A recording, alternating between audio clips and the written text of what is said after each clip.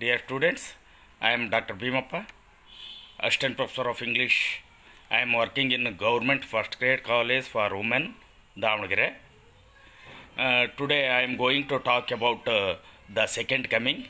It is a famous poem written by W.B. Yeats. He is also called as William Butler Yeats. This poem is prescribed for Davangere University third semester BCom students as language.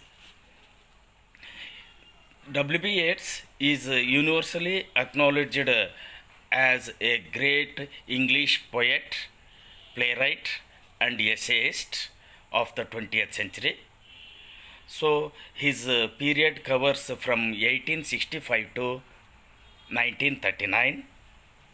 He is universally acknowledged as a great poet of the world also. So it is about the coming of a new spirit in the 20th century.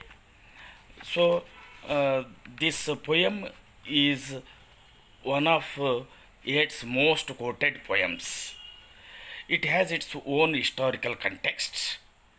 As I told already, it was written in 1919 in the aftermath of the First World War, known at that time as the Great War.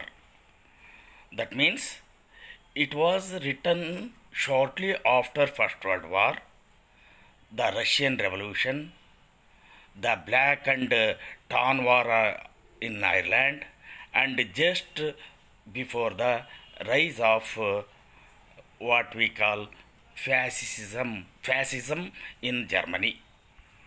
So what I am going to say, this was the biggest war yet fought, and the war to end all wars, because it was so horrific that its participants dearly hoped it would be the last war.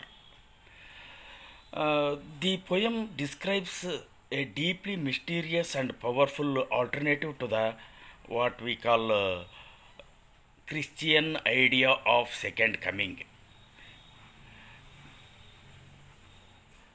So that is, Jesus prophesied return to the earth as a savior, announcing the kingdom of heaven. Because at that time there was lawlessness, bloodshed, violence all over the world, especially in England and Ireland. Yeats believed the history of cyclic. So he had believed every civilization has its own birth, growth, and death. So it is cyclic.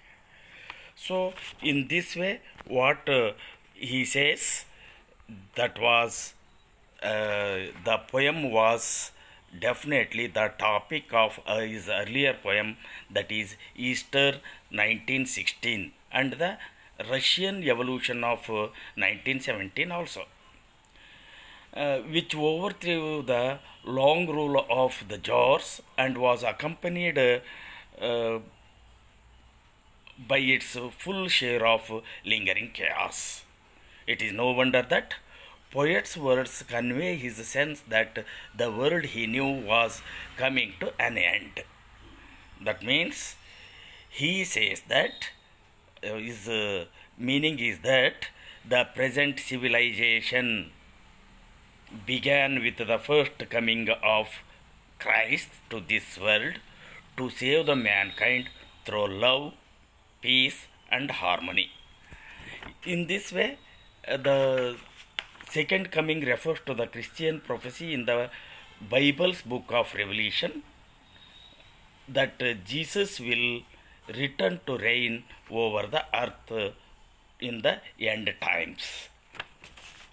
Yeats had his own mystical view of the history and future end of the world, embodied in his image of gyres cone shaped spirals that intersect. That means, what I am going to say, his poetry is generally characterized by allusions and symbols heavily. He uses tower, rose, wandering star, the gyres as symbols recurringly in his poetry. Each gyre's narrowest point is contained inside the widest part of the other. The gyres represent different elemental forces in historical cycles of different strains in the development of an individual human psyche.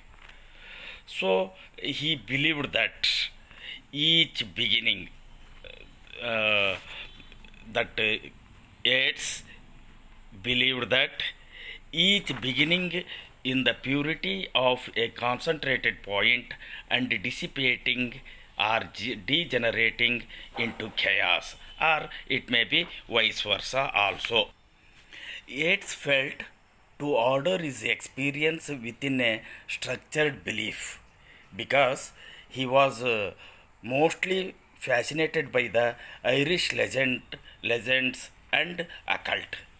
The system is extremely complicated and not of any lasting importance, except for the effect that it had on his poetry, which is of extraordinary lasting importance.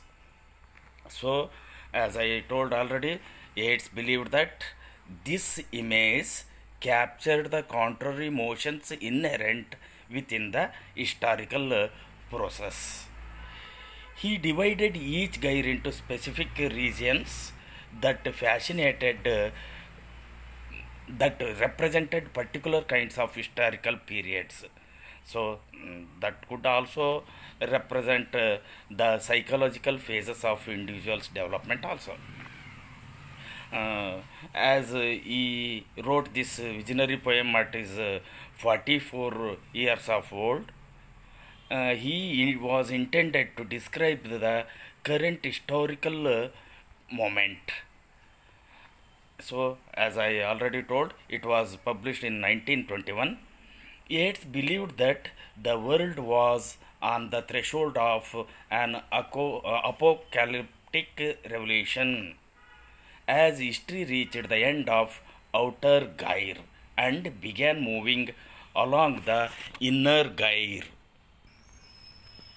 The poem further enhanced his reputation as a leading culture figure of uh, what we call that time 20th century. In a 1936 letter to a friend, Yeats said that the poem was written after 1916 or 17 years ago and foretold what is happening. Yeats poetically predicted the rise of a rough beast that manifested as chaos and upheaval in the form of Nazism and fascism, bringing Europe to its knees. Yeats had believed through tough times.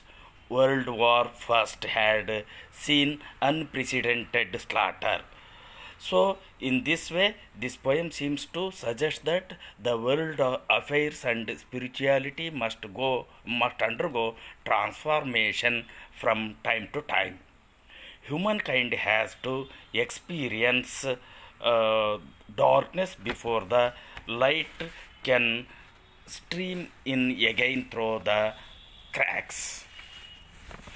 So, Yeats believed and he has the opinion that this civilization has lost its connectivity with the central force of God. Hence, things fall apart, center cannot hold. Everywhere we see hatred, jealousy, and cruelty.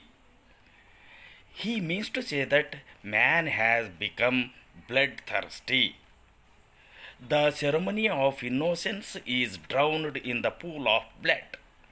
Surely the second coming is at hand, but this time the second coming of Christ will not be for saving the world but destroying it completely.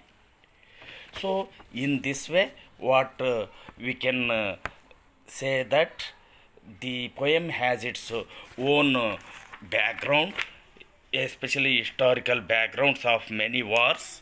Let us see in detail about the poet and also about the poem and the poem summary in the next video. Thank you.